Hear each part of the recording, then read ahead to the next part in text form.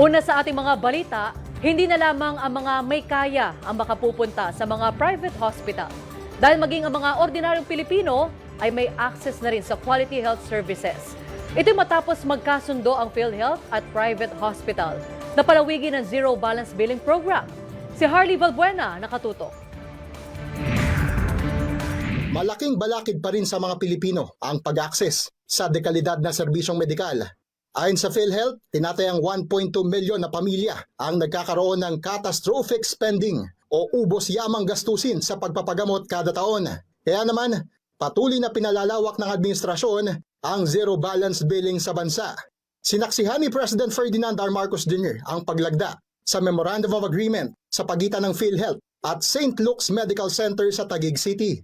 Ito'y para sa implementasyon ng no balance billing o no co-payment scheme para sa mga pasyenteng nasa ward-type rooms sa private hospital. Hindi lang yung mga may kaya ang makakapunta sa ating mga private hospital para makakuha sila ng specialized na healthcare na kanyang kuminsan ay kinakailangan nila, ngunit wala silang pambayad.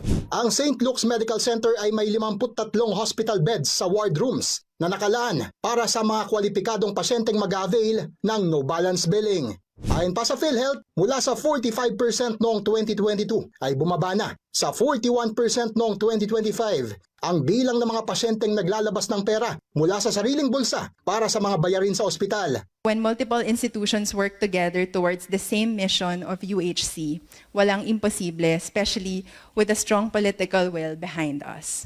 Patuloy namang magsusumikap ang pamahalaan para maihatid ang zero balance billing sa lahat ng mga pinakanangangailangang Pilipino. We encourage more hospitals across the country to support PhilHealth in advancing universal healthcare by embracing the no co-payment policy.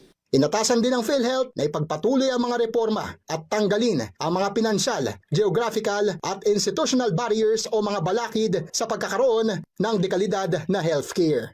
Harley Valbuena, IBC News.